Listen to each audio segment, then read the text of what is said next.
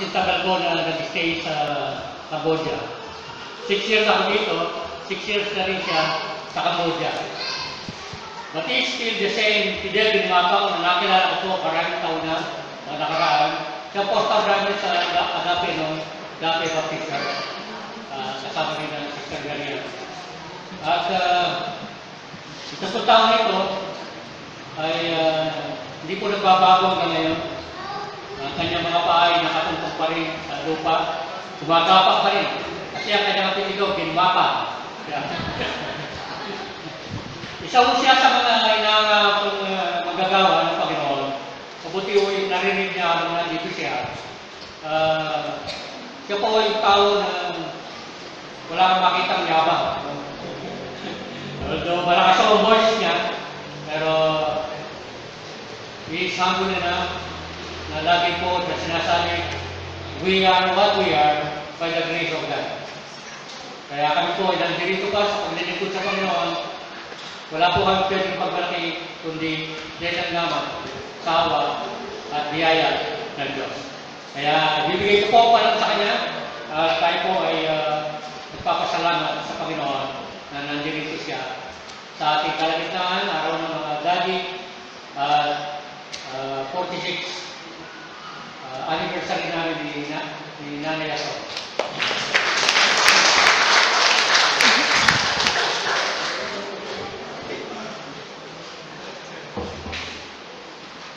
Okay, magandang umaga. Kumusta na po kayo? Ayan po. So, happy Father's Day sa lahat ng ating mga ama ng tahanan. Naisip ko, dalawa yung, actually, ang inanda ko, dalawa. So, sabi ko, hindi ko rin alam na Father's Day. Actually, ito kasi sa amin, hindi masyadong napapansin niya. At saka, nagpapasalamat ako sa Panginoon. Kanina, pinakabahan ako. Nang makita ko yung anak ni Brother Abrina, si Brother Abrina at saka ako, kinukuha niya po yan ako sa Santa Monica, sa Calvary Baptist Church. Ang layo, siguro nagmumotor lang kami. Pamuntik pa kami madisgrasya ni Brother Abrina. Nung kinukuha niya ako sa Calvary Baptist Church. Ngayon ay Northway Fundamental Baptist Church pa rin. Okay, so noon talagang mahihirap lang kami. Kami-kami lang. No? At ito, alam niyo, meron naging boom ngayon. Pastor na yun. Ang pangalan niya ay si Ian.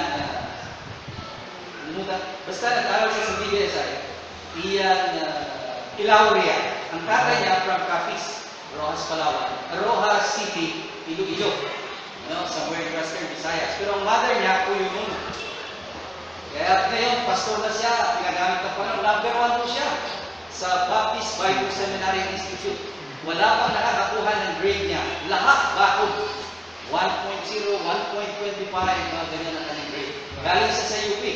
Yan yung mga bunga ng Northway Fundamental Baptist Church noon. No? Kaya nagpapasalamat ako sa Panginoon at kakilala ko na rin sila Brother Fred, sila Pastor Aido. Magkakasama na kami kaagad. Magre-report ako ng kaunti at mga ilang minuto, siguro tinry ko ito ng 7 minutes. So I hope, dito naman kayo pagkain natin. No? Medyo mahaba ito siguro. 6 years na kami ngayon sa Cambodia. At ang ating ministry present, meron akong dinala sana yung na USB. Akala ko may LCD kayo. So may papakita ko sana sa inyo. Karamihan ho, estudyante. 27 down. Ang ating binabible studyhan, every linggo ng umaga. At ang ating lesson, 14 lessons, kanya lang Timir at saka English. Hindi ko sila gaano nakakaunawa ng English. So nagtuturo kami ng English weeknights. Turo ako ng Grammar 1, Grammar 2, Grammar 3, Grammar 4. May sinusunod ako na libro, yung pong Oxford, na libro ng British. At nagpapasalamat ako sa Panginoon through that strategy sa English, ay nakapag-open tayo ng mga Bible study. Pagkatapos namin ng Bible study, 8:30 to 9:30, 10 o'clock, pupunta naman kami sa mga Pilipino. Ang mga Pilipino, karamihan teacher, at yung aking partner na mga Pilipino ay isang dentist. From Tabuk, Kalinga, Papayaw naman siya. Ang pangalan niya si Dr. Augusto Dumaligan. Doon naman sa Timir, ang aking partner, Wuti. Ang kanyang pangalan. Pero ang kanyang spelling, B-U-T-H-Y. Wuti. Ipag-pray niya si Wuti, dadalhin ko siya next year, 2016, God willing, sa Dome.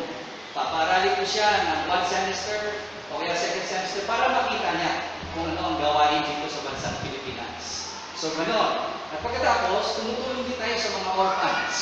Ang orphans, every 6 months, nagbibigay kami ng uniform, bumibili kami ng mga notebook at mga lapis. Noong January, ang daming dumating sa akin ng pera, personal na pera dumating sa akin. Binili ko ito ng mga gifts, at pagkatapos bumili ako ng mga uniform. Ngayon, ng June na to, bibili na naman kami. Actually, isa rin sa punta ko dito sa Pilipinas, sana, Pastor Ayo, magkukuhan ako. Maglulong ako sa SSS. Kasi yung asawa ko, marunong siya mag-create. Marunong siya ng mga mag-design, short pants, para sa mga orphans.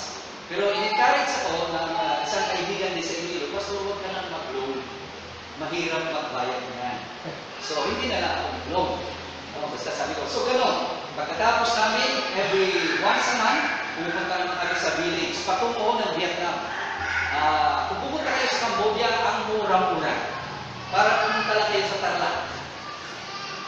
Kaya marami rin mga Pilipino pumunta doon. Kumuha lang kayo ng budget fare, kukuha kayo ng hotel, $10. $15. So, i-convert mo lang yan sa Philippine money, mura mo yan. No? At saka yung pagkain, hindi masyadong mahal. Ako nang bahala sa inyo sa pagkain. Yung hotel kasi maliit yung mga bahay namin. Kaya kung pupunta kayo doon, welcome kayo. Pero yung hotel ko kayo. Kung wala kayong pera, basta pamasahin lang sa inyo. Ako mag-hotel din sa inyo. Basta $15 lang. $15 lang. No? So kung mga lima kayo, magsabi kayo agad. Kaya ito, alam mo yung Central Palawan Baptist Church, yung kay Pastor Ronnie, 8 sila. Libre ang kanyang tinirahan kasi malapit din sa amin. Meron isang batang-bata pa na cover sa iyo ng mga apostol, lilibre ang pagkain, pumunta sa bahay, binigyan nila ng $70. Bakit Pastor dollars? Cambodia, pinakahirap mo yung bansang yan, tinulungan mo sila ng United Nations. Ang pinakamarami po na NGO can be found in Cambodia, in Southeast Asia. The largest number of NGO is in Cambodia. So ganyan lahat, palaging umiikot lang dyan. At meron ako mga picture dito, karamihan picture dito. At weeknights, nagtuturo ako ng English. Medyo nahirapan ako mag-witness, puro kasi lalaki, pito-ito sila. Minsan, pinapakain ko sila sa pizza. Malapit ko kami sa pizza. Yung bahay namin, nasa Numpet, puro cloud na pinaliligiran kami ng cloud.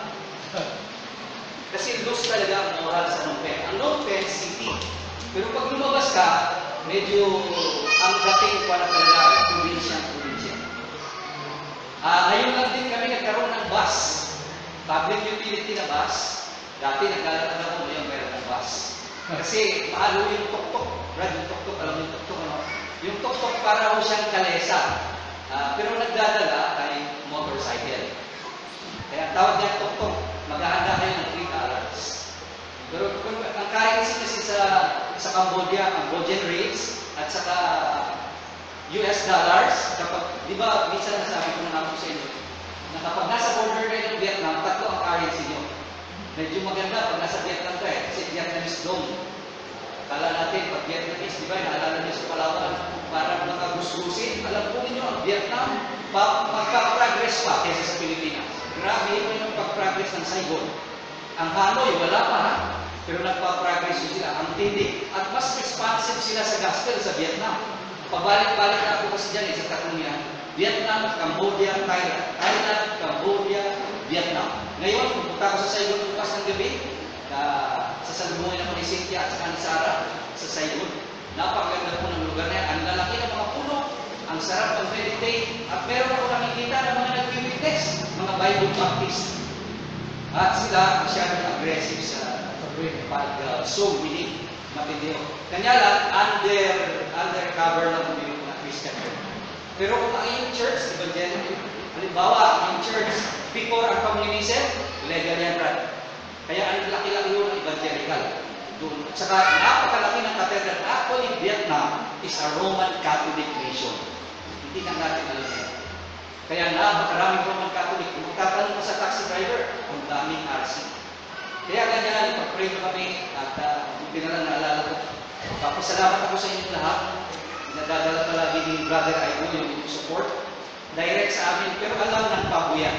Ang president ko ng pabuyan ngayon, nagtatrabaho siya 28 years sa Tacloban. Alam niyo yung Tacloban na bagyuhan?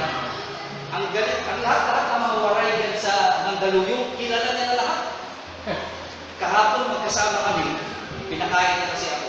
Tapos sabi niya, Pastor, huwag ka nang magbayad. Nagbabayad kasi ako sa ating maliit na kwarto. Niya, Pastor, huwag ka nang magbayad sa PABWE.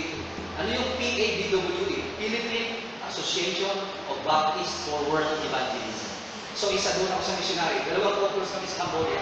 Si Apostol, batang-bata pa, 32 years old. Wala pa silang anak ni Janice from Sipalay. Pero itong si Apostol from Tarlac. Meron din tayo medyo matatagal ng dalaga. Si Patipora, medyo matagal ng dalaga, 62 years old. Matagal-tagal ng dalaga niya. Si Laila Alejandro, early 30s. Mga 34 siguro. Nasa border naman siya ng Thailand. Tapos, meron tayong isang widow.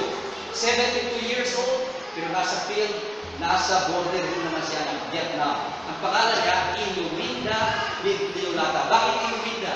Iloilo, Mindanao. Sa Thailand, dalawa rin ang couples. Lumilang at saka si Lorio. Matatagal ng dalaga din. Itsanova, Ruiz, at Socorro Acosta. Gaganda ang nagawa. Kaya ako konti ngayon. Meron kaming bago ngayon na nag-apply sa Pabuek. 55 years old from Ilocos Norte. Pangalan niya Idralin. Kamag-anak siguro ng mga Marcoses ito. So maaaring umikot sila. Sana tanggapin nyo rin dito. At pagkatapos meron isang doktor from Pangasinan. Dr. Villanueva. At saka meron pang isa si Wilma. Kaya yan ngayon ang kalalagayan ng Pabuek. Ako, Pabuek Missionary, maraming salamat para sa bawat isa sa inyo na patuloy na tumataguyod ng ating gawain. Kanina kinakabahan ako, pero tinitingnan ko, ang daming mga lalaki. Kaya maraming salamat sa ating mga tatay na narito ngayon. So, kayo ang paalalahanan ko. Maliban sa mga tatay, nakita ko itong mga binatang ito. Sabi ko sa sarili ko, paalalahanan ko na rin yung may mga fiancé, sweetheart. Paalalahanan ko na rin kayo. Meron akong dalawang anak na lalaki. Kahapon, ng Biyernes, umalis yung isa. Nagtatrabaho siya sa Makati, hindi hirap ng trabaho. Isa rin sa pinunta ko dito sa bansa, sa Pinas, ay namimiss ko yung mga bata. Alam nyo, sabihin ko na sa inyo, pero tahimik lang tayo. June 24, 60 years old na ako. Kapag ka-birthday ko, walang pasok ang Manila. Tapos, may water festival sa San Juan. Nung Biyernes, nandun ako. Sa San Juan, kasi umatend ako ng prayer meeting. So, senior citizen ako, Brad, sa 24. Makikita kami ni Cynthia at saka ni Sarah. Si Sarah nga pala, nasa amin. Nagtuturo siya ng English. Alam niyo kung magkano ang pagtuturo ng English sa Cambodia? Makinig kayo. $600 ang simulan. Kaya kung marunong ka mag-English, pumunta ka na ng Cambodia. Si Sarah, Bible woman yung graduate ng Dong Baptist Bible Institute. Nung siya ay i-interview, isa lang ang sinabi niya, I know how to play the piano. Yun lang. Tapos sabi niya, I can also teach basic music. Yes, tapos nagpapayabak pa rin sa akin. Dahil na nakapikit pa ako ng matalang yung basic niya. Natanggap agad siya. Alam mo kung magkano? 2 hours a day.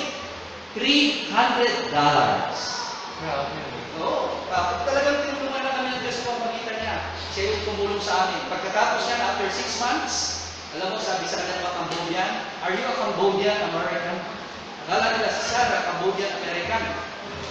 Tapos nakapagturo siya ng English again sa lahat ng mga premier na mga teacher. Siya lang ang nag-iisang Pilipina. Umalis siya, tinawag ng Dumaguete. Bumalik siya ulit, natanggap na siya. English teacher naman. Alam niyo, graduate siya ng Bachelor of Religious Education. Pero yung nakita lang ng school, education. Yung Bachelor of Religious, hindi nila nakita yun. Kaya kayo patuloy na nagtutulong si Sarah. Matagal na rin dalaga si Sarah. 29 years old. Nagkaroon siya ng sweetheart, Cambodian, ayaw ko. Sabi nga, bakit binrake? Bakit nag-break? Kaya ayaw ng tatay. Bata pa masyado ng lalaki. Saka anak siya ng colonel. Saka yung colonel parang ayaw din kay Sarah. Sabi ko, ikaw lang ang may ayaw. Ako ayaw ko rin. So ayaw. Di ganun na. 29 years old. Nag-post si Sarah ng kanyang mukha ngayon. Sabi ko, ito ang pinakamamahal kong anak. Si Zion. Wala nang ibang magmamahal sa kanya. Para may courage lang. Tapos yung isa ko anak, dito nga, si Zion ay pastor na rin. Kaya pag-pray yung aming pamilya, si Cynthia, malaking babae, 5'6" ang height. Mas malaki kasi, mas malaki pa siya kay Mea. Tsaka siyempre, isipin nyo kung gano'ng kalalaki ang mga anak ko. Ang aking anak na si Zion, 5'10" ang height. Alam nyo, grabe siya, Brad, at laki na niya. Meron siyang binigay sa akin polo, ang liit, sabi niya, ganyan ang palaki pa lang. Sabi ng kuya niya sa kanya, bumili ka ng polo na malaki na kaagad, hindi na kinig. Yun, nakilang niya yung Zion. Tapos si Jessray, yun, parang katawan ko rin, pero iba, binakay. Medyo maganda ng konti ang katawan. 5'11" yun. Kaya, nagpapasalamat ako sa Panginoon isang bagay na pinasasalamatan ko sa Diyos. I am not a perfect father. Wala rin kaming well na pwede sabihin sa aming mga anak na ganito. Pero napakabuti ng Diyos na meron kaming isang tahanan na sumusunod sa Diyos. Yan yung kailangan natin ngayon. So, sabay lang sandali, dahil dito naman kayo makain, alam mo, pag magsisimula na yung pastor, pag ibibigay mo ang pagkakataon sa pastor, nagsisimula, ibibigay natin yung panahon kay pastor, sa message, simula na rin yan, magaganyan na. Sana huwag kayong antukin. Tapos ang isa naman, pag matatapos na, ay ang dami, di ba? Outline pa natin, Brad, English palagi. Sasabihin ng pastor, finally, mga tutulog. Pero hindi pa ito final. Nag-report pa lang tayo. Okay, so sa lahat ng mga tatay, maraming salamat sa inyo. Mga kalalakihan, makinig kayo. Wala mo ng mga babae dito, ha? Mga kalalakihan lang. Kapag binata ka, makinig ka. Alam mo, kanina umaga, ang unang bumati sa akin, si Zion, pastor namin, Happy Father's Day. Tinanong ko siya, are you with your kuya? Kasi kuya namin lahat yun. Are you with your, no, siya nandun sa labas kasi umattend siya ng wedding. Ayaw ko rin na magpakasal sila, ayaw ko rin na magkakapamilya sila. Ako kasi, hindi ako nakarana sa aking mga magulang ng pagmamahal. Kaya sabi ko sa kanila, hintayin nyo na mag-retire ang tatay nyo bago kayo mag-asawa. At kung maaari, wala unang sweetheart ngayon. Grabe, normal siya ko. Kaya yung dalawa, nagtitingin na lang lagi. Ang tagal. So, gano'n na lang. Kasi sinusunod naman lang tatay nila pinag-alap nila. So, iba naman ako magdala sa ating mga anak. Kaya, nagpapasalamat ako na sa mga tatay, magpapaalala ako ngayon. Makinig kayo mabuti mga tatay. Tingnan natin ang ating mga Biblia. Isang talata lang. Ezekiel, mag-aalas 12 na, Brad. 20-12. Ezekiel chapter 22, verse number 13. So, basahin ko sa inyo. At saka yung isa nasa Ezekiel 3:17. Pero titignan natin dito yung isang salita. Jeremiah, Ezekiel. Okay? Sa Ezekiel na kayo. Kahit kayo muna tayo sandali. Medyo matagal kayo. Ezekiel 22. Okay? Nasa verse 30 tayo. Basahin ko sa inyo. And I sought for a man among them that should make up the heads, meaning wall, the heads and wall, and stand in the gap before me for the land, that I should not destroy it, but I found none. Okay, mag-pray po muna tayo. Ilang Diyos, kami po'y nagpapasalamat sa Sikatuna Baptist Church. Nagpapasalamat din kami sa mga ama na kasama po namin ngayon. Tunay na pinararangalan namin sila kahit na isang beses lang sa isang taon. Papasalamat kami na may mga ama kami na sila tumataguyod sa panalangin at kahit na po Panginoon na nagiging tagapagtaguyod na rin espiritual. Maraming salamat sa mga ama na kumilala sa iyo, nanalig sa iyo bilang kanilang sariling tagapagligtas at kinilala ka na Panginoon. Pagpalain mo sila Panginoon. Si Pastor Gomez, nagpapasalamat kami sa kanyang buhay na patuloy mong ginagamit sa iglesia ito upang magpalakas, comfort, at higit sa lahat mag-encourage ng aming kongregasyon dito sa Sikatuna Baptist Church. Ano man ang mga suliranin, we will always hope for the best. Makaka-expect din kami ng worst, but we will accept always what you are going to send to us. Because in you, we will never fail. We just want to look up to you kasi wala na kami magagawa, hindi ka namin kasama. Kaya maraming salamat din sa oras na ito. Ibibigay mo sa inyong lingkod na magiging encouragement din, lalong-lalo sa mga kalalakihan, mga ama ng tahanan, mga nagbabalak Panginoon na mag-asawa. sana po yung mga salita ay pagtutunan namin ng pansin at ikaw lang ang maitataas namin sa pagkakataon. Pagpalain mo bawat sandali. As we ponder and meditate upon your holy word this morning. All these things with prayer, we have the confidence that you will answer us in your time. At kahit na sa pagkakataon ito, Panginoon, pagpalain mo ang aming mga ama. In Jesus' name. Amen. Okay, nakaupo na po tayo. Okay, babasahin muna ako dito sa inyo. A successful man. Siguro lahat gusto na maging successful, di ba?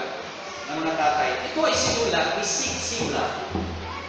Author po siya. Sabi niya, how we fathers describe our family.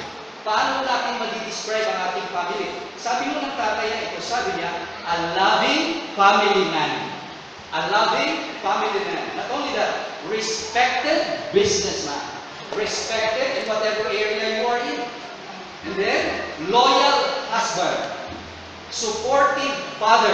Yan ang kanyang, para sa kanya, successful na mga tao. There are 7 areas of life which we should have goals. Sabi ni Sig Ziglar, isang ama. Sabi niya, physical. That's why you must be very careful about your physical health. Napakalaga na. Kaya mga tunay na mananampalatayang Kristiyano, iniingatan po natin ang ating mga pangangatawan. No? Kaya, kung maaari lang, huwag na tayo muna mag-issue. Alam nyo, huwag kayong magbabalita ng sabihin nyo, siguro, paparinig rin si Pastor. Nandito ako para tumulong, hindi ako para mag-insultuhin naman.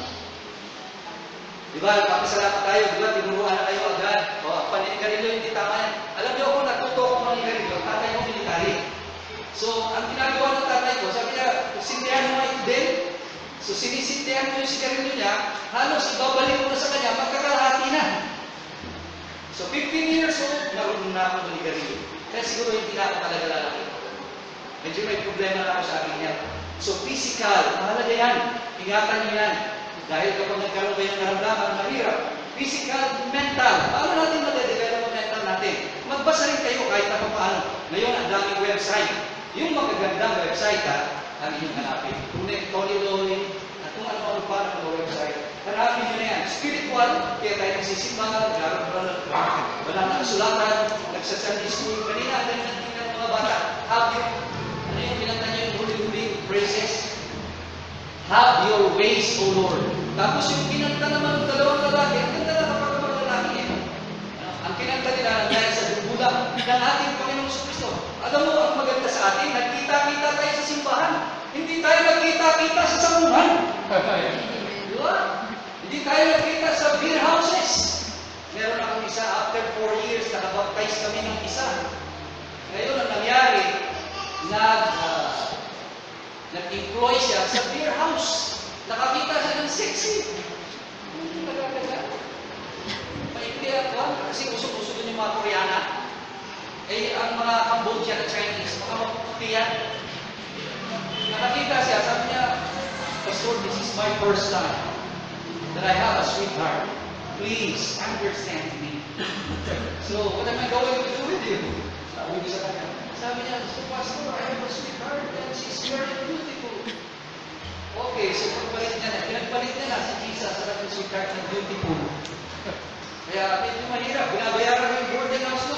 Kasi ang father niya, invalid, Vietnamese. Ang nanay niya, nagtitinda ng bato.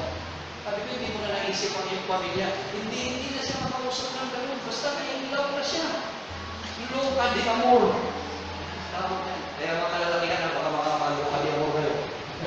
Lalo yung mga siman, pagdating nyo sa Brazil, ang ganda ng mga Brazilian. Kaya mag-ingat tayo. Kaya spiritual. Bugbugin nyo na agad ang sarili nyo sa salita ng Diyos. Okay, family. What will happen to my family? Iniisipin na natin yan.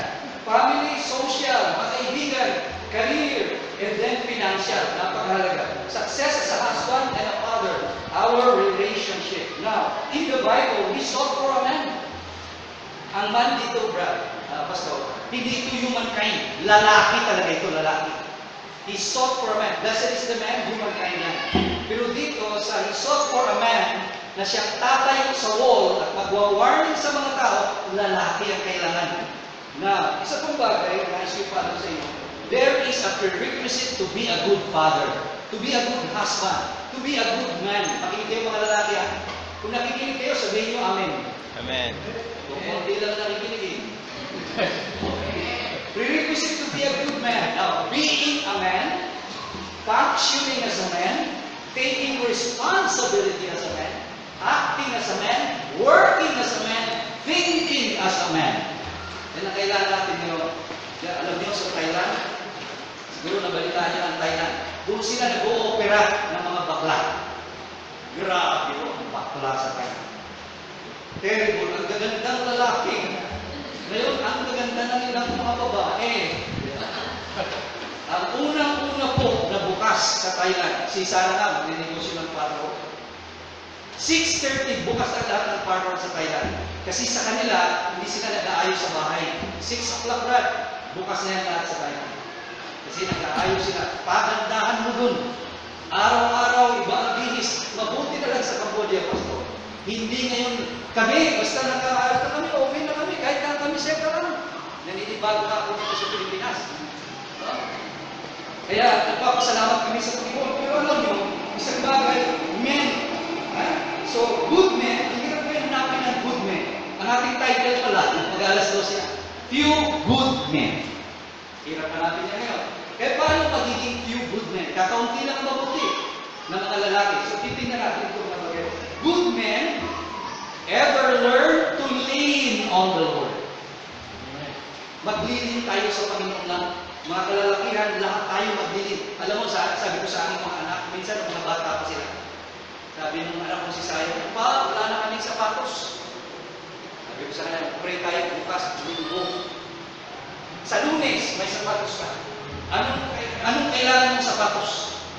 Sabi niya, medyo mahal-mahal din. Sabi ko, sige, mga magkano kaya? Sa amin mo, 1,003, mahal na yan.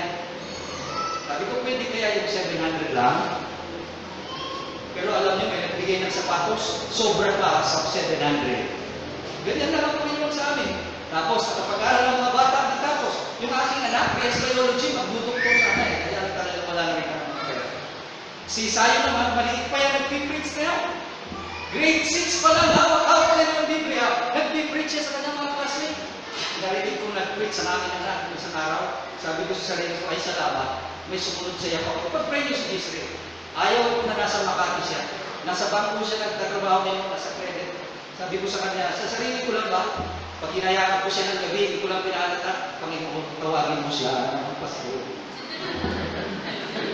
Tapos, nung naghiwalay kami, sabi niya, pa, 10 ang aking flight, kasi pinakamura ang kinuha niya. So, atensya ng kasal, Panginoon, sana huwag mo na siya ng pakasal.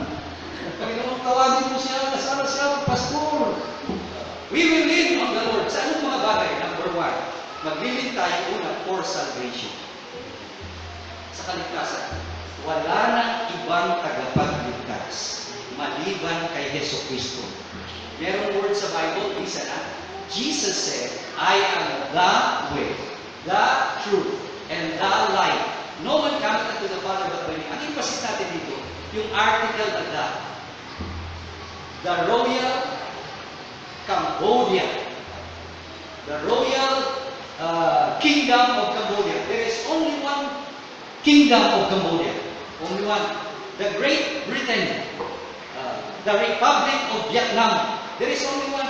In the Bible, there is only one way. There is only one truth. And there is only one life.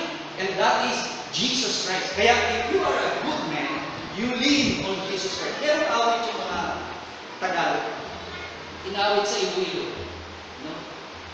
Si Jesus ang sandigan, ang susunod, hindi magigiba. Si Jesus ang sandigan, hindi magigiba. In the year 1980s, merong pangalan na artista, ayaw ko kung mayroong artista pa rin, Christopher De Leon. Naalala niyo, sabi niya, para kang nakasandal sa pader. PNB yun, di ba? Philippine National Bank. Tayo kapag na-Yeso Kristo, ang sandalan ng kaligtasan, siya lang. Kaya, you good men, dapat in the area to lean on salvation only to Jesus Christ. Amen. Kapag na kay Jesus Christ ka na, wala ka ng problema. Alam niyo kung bakit? May problema ka, pero gumagaan kasi may kasama ka. Ikalawa, hindi lang in the area of salvation, but also saan tayo huhugot ng lakas, strength. Sabi mo ng banal na kasulatan sa Isaiah, chapter 40. Nais kong basahin ito para sa bawat isa sa inyo. No? Sabi mo niya sa verse 29, Isaiah 40 verse 29, He giveth power to the faint. To them that have no might, He increaseth strength. From the youth, even the youth shall faint, and be weary, and the young men shall utterly fall.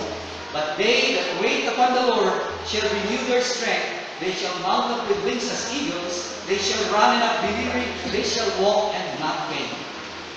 Alam niyo, ang tunay na lakas natin, walang iba kundi ang Panginoon. Siguro, si Brother Fred, si Pastor Gomez, nakaranas din ng ating mga karanasan, di ba? Nung bumagyo sa Tacloban, nandun kami. Malapit kami, they call it Ilocos Leyte. After 3 days, nagatid kami. Nagugutom na sila Pastorayo sa Tacloban, sa New Life Baptist Church. Wala na kami mainom na tubig dito, ganito, ganyan. Pagdaan namin sa daan ng Tacloban, mabaho na. Pero alam niyo, napakabuti talaga ng Diyos. Karamihan sa mga mayayaman na Baptist doon sa lugar na yan, na member ng New Life Baptist Church na mga waray, alam niyo kung ano na meron isa na yun dito na contractor, pangalan niya si Boses. Taga doon siya, nagbibigay din ng support yun sa amin. Alam niyo, ang natastas lang, yung taas. Tapos meron isang anak, tatay niya, pastor, alam mo ginawa niya sa itaas, kung ano siya, umawak siya sa Kesame, hindi ko siya na anak. 78 years old na siya. Puro ito waray. Ang trabaho na sa daanan sa Tacloban that time after 3 days. Pero ang mananampalataya Kristiyano, iningatan ng Diyos. Ngayon, nagbigay ko nga sila ng love gift sa akin, 2 pamilya doon sa Tacloban. Dahil naghatid daw kami ng tubig at mga pagkain at mga saling ko. So, ang daming mga storm sa buhay. Alam mo, nung ako'y 4th year high school, merong isang sinulat si Carlos P. Romulo. Ang sinulat niya, The Playan Bamboo. Ngayon, si Tony Lloyd sa website, iba yung kanyang sinulat. Sabi niya, ang title nito, Bend But Don't Break. Tayong mga kalalakihan, ang dami natin minsan mga problema. Diba? Ang hirap maging tatay kanina, kumain ako sa McDo kasi lumalabas ako eh. Lalakad ako tapos kain ako sa McDo. Tapos sabi ng isang journalist, sabi niya, I fear to become a good father. May takot siya. Ochoa ang pangalan, si SJ Ochoa. Sabi niya, may takot ako. Kasi ang mga basic needs, sabi niya, food, health, and so many other things. Magiging tatay na ako. Magkakaroon na ng aking asawa. Paano na lang? May takot siya. Diba? So, saan tayo huhugot ng lakas kapag dumating ito? Ito, bamboo looks so frail, but it's amazing how tough it can hold its ground in the toughest weather. Ang ganda ng bamboo, nakikita na kayo ng kawayan. Its resilient quality have often inspired countless of writers, poets, speakers, nature lovers, and even casual observers. According to Tony Lloyd's, bend but don't break. Have you seen a kawayan pag madanda? Oh, and then tatayo siya ulit. But the same kawayan pa rin. Tayong mga kalalakihan ganyan. Bend under pressure from the wind and watch them gracefully to their upright or original position after the wind that died down. The word resilience, this word, kung itupa natin sa tao, means the ability to readily recover from the shock, depression, or any other situation that stretches the limit of a person's emotion. Have you felt that you are on the breaking point? Have you felt that you are about to snap? During that experience, you probably felt a mix of emotion that threatened your health. Kasi tayo bilang mga lalaki may mga happy moments, sad moments, bad times, good times, moments. The next time you are experiencing one of these bad times or unhappy moments that take you close to your breaking point, bend but don't break. Now listen to me. Then, make the most of your time in the situation. Get the best of you. A measure of hope will take you to a pleasant ordeal with hope for a better tomorrow or better situation. Things may not be as bad as they seem to be. The unpleasant ordeal may be easier to deal with if the end result is worth having. If the going gets tough and you are out on your breaking point, show resilience like the bamboo tree. Bend but not break. Did you remember Abraham Lincoln? Si Abraham Lincoln mas madami ang bitik kaysa sa victories. Marami siyang failure, pero alam natin that he won the highest office in America. And in the Bible, There was one na humugot din ng lakas sa ating Panginoon. Ang kilala natin siya, Apostle Paul. Sabi mo niya sa 2 Corinthians chapter 4 verse 8, we are pressed by every side by troubles, but we are not crushed and broken. We are perplexed, but we don't give up and quit. We are hurted up, but God never abandoned us. We get knocked down, but we get up again and keep going. It's experienced a lot of storms in our own life too, bilang mga kakaya, mga kalalakihan. The only thing that keeps us going is that we serve and worship a living God. Alam niyo kung bakit tayo nagpapatuloy? Because of that. Who will never abandon us? And somebody gave his life already on the cross. By God's grace like Paul, we can say, we may be knocked down, but we are not knocked out. Ganyan naman kalalakihan natin. Kaya saan tayo hukus ng lakas? Sa Panginoon. Ikatlo, men indeed can lean on the Lord for salvation, for strength, for supply. Nakaranas na ba kayo na wala kayo ng trabaho? Na hindi mo alam kung saan kakuha ng pera? Ako, may dumating sa amin na pera na nakaraan, kakaunti. Pumunta ako dito dahil may problema kami sa bangko. 1 week after, na-solve ang lahat.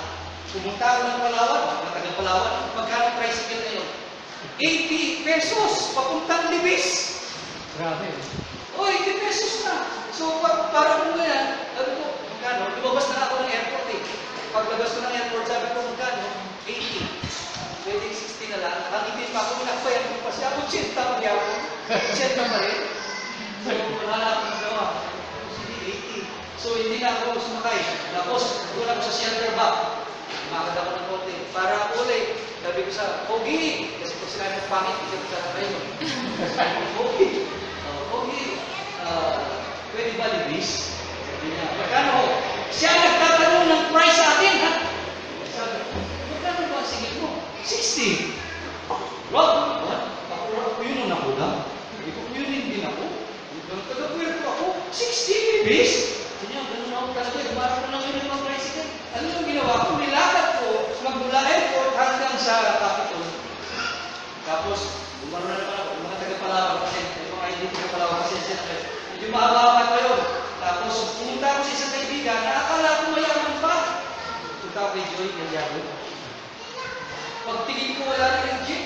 Tapos siya pala, 2-3 buwan na umatos sa Abu Dhabi. Sabi ko sa kanya, wala ka ng jeep? Sabi niyo, alam mo, pastor, ikaw na lang dumadalaw ngayon sa akin. Kaya nagpapasalamat ako na dinalaw mo ako. Sabi ko sa kanya, dinalaw ko. Kasi hindi ko yung sasakyan mo. Sabi niya sa akin, ay pastor, nandun sa Bakalan. Sa Bakal ba? Buti Bakal. Sabi niya, hindi sa'yo. Wala na akong meron, pastor. Mabuti nga, dinalaw mo ako. Hindi ko sa kanya, sumama ka sa akin, bukas ka. At magpeperis tayo sa baptismen at saka sa mga humiso. Sabi ko sa kanya, bahala sa pamasahe. Pero wala pera. Sabi niya, sige. Kami, lakad kami. Alam niyo, meron isang kotse na cut sa akin. Babanggayin niya ako sa ng kotse. Kia. Talagang babanggayin niya ako. Kaya bumunod siya. Tapos doon sa Palawan High, may Palawan din na school doon. Sinusundan niya ako. Nang Kia niyo. Nagdinig-dinig na eh. Tapos bigla dumumang ito. Pastor, Miguel! Sabi, hindi ko kilala. Dahil kapag wala ko sa kanila, sabi ko, Panginoon, saan ka kilala? Pero tinawag niya ako, Pastor Miguel, ginakap niya ako ng kahitin. At sabi niya sa akin, ikaw ang nagkasal sa amin! Sabi ko, kilala ko ito. Sino ba ito? Pangalan niya pala si Daniel. Sabi ko sa kanya, Dan, kaninong kotse yan? Akin na. Nabayaran mo na yun. Sabi ko, nabayaran mo na. Saan ka pupunta ngayon? Sabi ko, sa Libis. Ay, Tatid kita. Si Big kwento niya sa akin. Nung nakalakit na kami ng Libis, Pastor, alam mo sabi niya sa akin, kumain ka na? Ay, ang gandang palit. Hindi pa ako makain. Tinaggabi na yan. Tapos sabi niya, hindi ka pa pala kumakain. Kain mo na kayo, Pastor. Tapos, malapit kami sa ATM, lumiko siya. Sabi ko, mag-ano ba dyan? Mag-withdraw ko. Ginawa ko. Mag-withdraw. Kasi mag-withdraw ka. Huwag na lang, Pastor. Minsan lang tayo magkita. Isang karangalan na mapakain kita ngayon. Kaya huwag mo akong pigilan sa loob-loob. Talaga. Kaya na siya. Pagkakit niya ng ATM, nag-withdraw siya kung parang magkano. Tapos, sabi niya, sige, tayo kakain.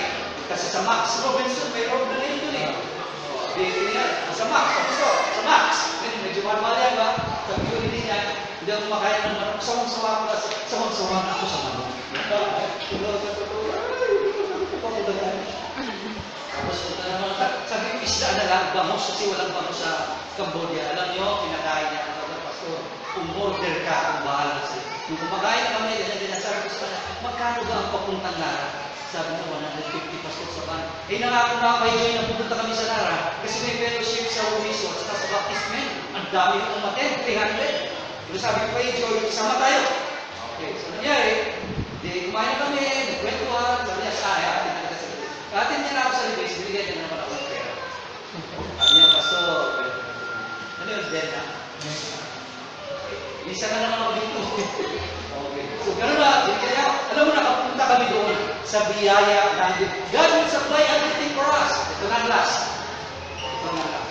Few good men know how to lead and love. Ngayon, yung mga nakapiansi, ako matagal na akong may asawa, 30 years na. Ngayon, kayo mga lalaki nga dito, yung mga binata, naniligaw kayo. Kaya may fiancé ka, tanungin kita ngayon, sa lalaki lang, sa mga lalaki, tahimik ka lang, huwag mo nang isisigaw ang ano answer. Ano ang kailangan ng babae? Ano ang kailangan ng babae? Kasi pag hindi mo alam yan, you cannot love him completely. Pag hindi mo alam yan, so tuturuan kita ngayon umaga, number 1, kailangan ng babae, security. Kailangan niya, kaya ang inaaral ng mga babae, gusto nila yung medyo sila Sylvester Stallone. Medyo magaganda ka to, si Sylvester Stallone, Stallone yan, Italian yan. Hindi yan Stallone. Broccoli. Mga Italian yan, ha? Si Stallone, may sakit yan siya nung bata pa. Ano yung altruism? Altruism.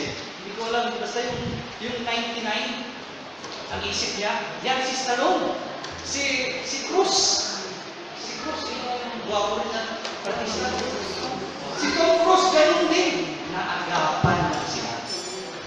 Ganyan ang kanilang kalalagay. Ngayon, security. Kaya yung mga babae, sila lang ang nakikita kapag may sira sa bahay. Diba? Tingnan niyo yung hagdan. Dati yung 3 baitan na naman ang hagdan natin eh. Diba? Pag may sira yung hagdan, sino nakakakita? Yung babae. Pag may sira ang bahay, yung babae nakakakita. Kasi kailangan niya ng security. Kaya ikaw, mag-aasawa ka, isipin mo, kailangan ng security ng asawa mo. Security, sabi nga ni Sarah, kasama ko yung dalawang kapatid na lalaki, secure na secure ako. Hindi tayo? Eh, mga babae, kailangan may security yan. At saka kung pwede, kahit na mag-asawa na kayo ng matagal, magsalita kayo ng I love you. I love you yung lagi, sini, I love you, I love you. Tayo mga Pilipino kasi hindi tayo masyadong vocal. Nakapunta na kayo ng SM, di ba? Bago magbukas, senior na sa hagdan. Kahit sa mall, makikita niyo kung sino na sa hagdan. Mga mag-sweetheart, nagyayakapan niya. Ang dayakap, grabe yakap. Tapos hawak-hawak yung mga kamay. Di ba? Yan kasi mga young people. Meron na nita ako, umiinom siya ng soft drinks, ubus na. Ang tagal nila doon sa lamesa. Titinginan lang naman. Kasi nagliligawan pa lang, fiancé pa lang. Pero kapag mag-asawa na, di ba, sabi daw ng isang mag-asawa, yung fiancé pa lang, anong pinakamahal na restaurant? Basta mag-isip yun. Okay, fiancé pa lang, kaya sabi ng fiancé niya raw ng lalaki, mahal dito tayo makain. Halimbawa, Max. Halimbawa lang. O kaya Kenny Rogers. Mahal. Fiancé kasi, fiancé pa lang. So doon sa pinakamahal. Pero pag mag-asawa na raw yan, hindi na, sasabihin doon, babae, mahal, dito tayo sa Kenny Rogers. Sabi raw ng lalaki, ay, hindi siya pwede, mahal. Di ba? Kaya security kailangan babae. Kalawa, homemaking. Homemaking. Yung asawa ko, alam mo ang text niya, bilhan mo ako ng pangkat sa gulay. Pang-CUT, kat sa gulay. Nakita niya, pinupromote yun. Yung sa star mo, gano'n, wala kaming pera. Kaya sabi niya sa akin, huwag mong kalimutan na bumili ng pangkat sa gulay. Kaya dapat ang mga babae marunong magluto. Ako talagang payat na ako. Pero pagka hindi lumaki ang lalaki, delikado. Kaya dapat marunong magluto ang asawa. Kalawa,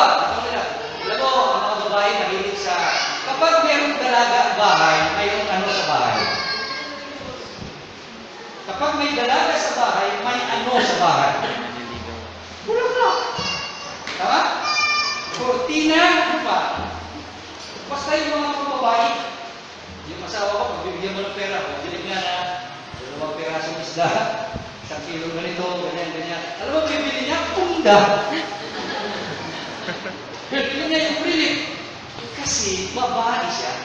Kaya unawain mo na ito yung kailangan niya. Huwag ka kailangan, kung yung sisiraan ng asawa mo, pero isang lalaki. Ganang lalaki mo naman. Nagkamali yung asawa niya. Sabi niya gano'n, how can you be so beautiful and stupid at the same time? Sabi ng lalaki.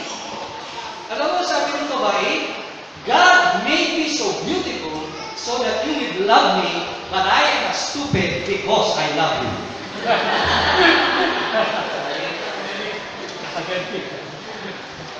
Pero nga, kaya minsan yung mga sasalita. Then, when you love somebody, hindi yung emotion lang. Ang love sa Bible for the welfare ng isang minamahal mo. Kaya quality time at marami kang ginagawa. Alam nyo, tayo lahat, nagpapasalamat tayo, sabi ng banal na kasulatan, love your, ano raw? Wife. Kaya nag-iisa lang yan talaga siya. Nag-iisa lang talaga siya. Namamahalin mo. Pero ako nabasa, ako po, sana makita ko, tapos dito lang ako magkatapos. Medyo mahaba pa eh. No? Medyo mahaba pa to, pero babasahin ko na lang siya. Sana makita ko. What is a dad? Sabi niya. A dad is someone who wants to catch you when you fall, but instead pick you up and brushes you off and let you try again. That is a dad. And then, a dad is wants to keep you from making mistakes, but instead let you find your way, even though his heart breaks in silence when you get hurt. Ganyan ang mga tatay. So, what is a dad? A dad is the one who holds you when you cry, scold you when you break the rules, shines with pride when you succeed, and has faith in you even when you fail. Kaya kapag may tatay ka, pasalamatan mo sa Diyos na nagkaroon ka pa ng tatay. Kasi yung iba, halos wala ng mga magulang. Kaya nagpapasalamat tayo sa Diyos. Pero isang bagay na ibigin ko sa inyo ngayon, sa tanghali ko, at nais ko ipaalala, ako nagpapasalamat ako na nakilala ko sa Panginoon na aking sarili ng tagapagligtas. Babasahin ko na lang sa English. The only thing we have today is, basta yung, di ba pagkatapos lang ng Independence Day natin? Okay. Naisip ko ito. The only thing we have today that is truly free is our salvation. It doesn't cost us anything. All we have to do is trust Jesus Christ as Lord and Savior. Confess our sins, and He will invite us to spend eternity in paradise with Him. Kaya alam nyo, nandito ba ngayon, nagpapasalamat kami, ibahagi ka ng Father's Day nito. O ikaw lalaki. No? Magiging tatay ka rin, pero alam mo kung hindi ka ligtas, bali wala na. Pag sinabing sumampalataya ka kay Jesus, manalig ka, tanggapin mo si Jesus, makinig kayo mabuti ha, hindi ko sinasabing tatanggapin mo ang baptist. Meron isa sa akin, sabi ko, Pastor, bakit mo muna tanggapin yan? Papala mo na kay nanay. Sabi ko sa kanya, hindi ko tatanggapin yung baptist. Kasi yung nanay mo, magagaling talaga sa iyo yan. Makinig kayo. Pag naging baptist kayo, maraming bawal. Number 1, hindi ka na maninigarilyo dito. Kasi baptist ka. Number 2, hindi ka na rin inom. Hindi ka na maglalasing. Hindi ka na pangubabay. At marami pang mga bagay na mga bawal. Gusto mo maging baptist? Pero alam mo, believers in Christ, iba. Kasi may mga baptist na naninigarilyo. May mga baptist na nagdulok rin. Pero kapag si Kristo nasa puso mo, sigurado, ibabuhay mo. Ako, lasenggo ako dati. Pero binago ako ng Diyos. Ewan ko anong kalagay, siguro mas mabait ka pa sa akin. Pero alam mo, napakaganda. And yet our salvation was not free. God paid a terrible price for it. He sent His only Son, begotten to earth as the supreme sacrifice for us in Christ. Paid an awful price. We'll never feel the pain of those nails going to our hands and feet. We'll never feel the agony of the cross as He paid for our sins.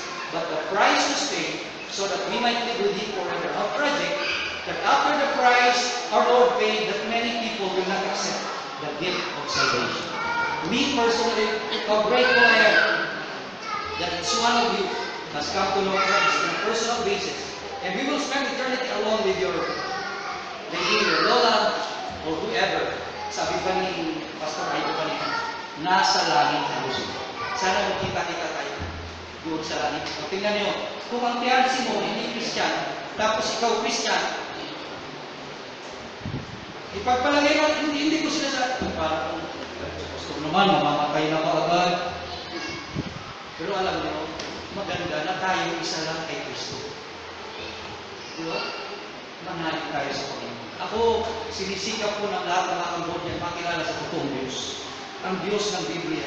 It's very hard to explain to a Cambodian Buddhist what is the Lord. Who is the Lord Jesus Christ? What is the Holy Spirit? What is the Son? Who is the Father? They don't understand. Hindi nila maintindihan. Sabi niya, tatlo pala ang Diyos. Kung ano pa yung mga i-explain mo sa kanila. And if they believe in the Lord Jesus Christ, two things will happen. They will become traitor to the government. They will become traitor to their religion. Tatanggap ka? Sa atin, hindi. Alam mo, nasa sayo. Merong isang dentist doon sa Cambodia. Sabi niya, Pastor, paano ko tatanggapin si Jesus? Eh, ang mga kapatid ko, madre, dalawang madre, isang pari. Bunso pa ako. Umalis siya. Pumunta ng Cambodia. Sabi ng asawa ko sa kanya, nasa sayo na lang yan. Kung alam mo na ang katotohanan, hindi mo patatanggapin si Jesus, nasa sayo na lang. Pangalan nito si Katuna Baptist Church. Pero ang pinipreach po dito, ang mabuting balita na si Kristo'y namatay, binibig at nabuhay na mabuti para sa iyo. Kaya sa tanghali ito, bago tayo kumain, sana maisip mo yan, mapagulay-gulay. Mananalangin ko. Dahil ang Diyos sa diyan napakabuti po sa amin. Maraming salamat sa aming mga kapatiran sa Katuna Baptist Church. Sa aming mga kaibigan din na narito. Sana, tunay na maunawaan namin ang kaligtasan, magiging good men lang kami sa iyong harapan. Kung magsisisi kami ng aming mga kasalanan at tunay na mananalig kami kay Jesus bilang aming sariling tagapagligtas.